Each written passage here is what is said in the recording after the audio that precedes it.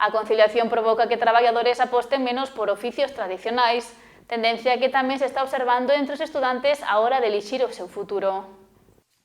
O mundo laboral está adaptándose aos novos tempos.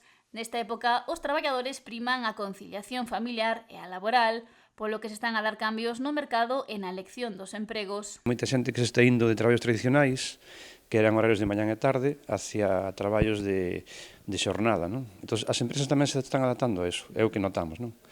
Por iso dicía eu que hai un cambio importante na forma de traballar ahora mismo, na forma de vivir da xente, non? Xa non son os oficios tradicionais que había antes.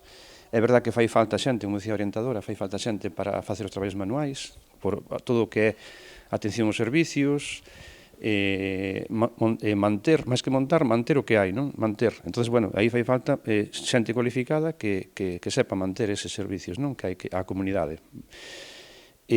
Pero o alumnado e a xente moza agora prefire traballar un horario de 8 a 4. Opción que ofrecen as fábricas que, segundo apunta, están a mellorar as ofertas de traballo e ter salarios máis elevados. A xente está indo aí.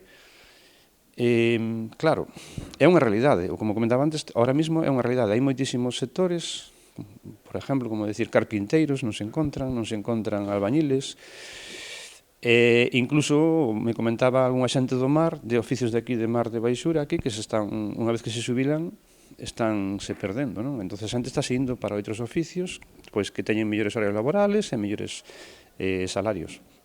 E apunta que as condicións laborais están a mellorar en sectores como o pesqueiro. Bueno, a xente se dedica a donde ten mellores condicións.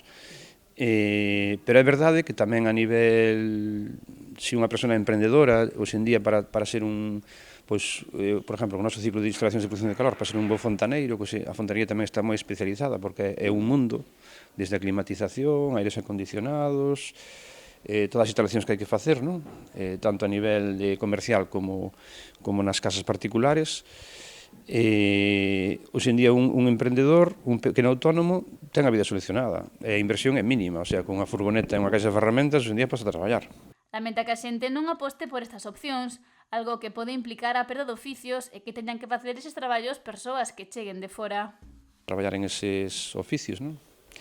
Nós sempre animamos a xente, aquí temos os recursos para unha boa formación, sempre animamos a xente, o que pasa que, bueno, ainda tamén está moito na cabeza dos pais de que o meu fillo ten que estudiar na universidade, non? Entón, bueno, tampouco é unha opción, pero tamén hai outra opción moi boa, hoxe en día, como futuro laboral, a formación profesional, que é unha formación moi rápida e moi fácil de acceder ao mercado laboral.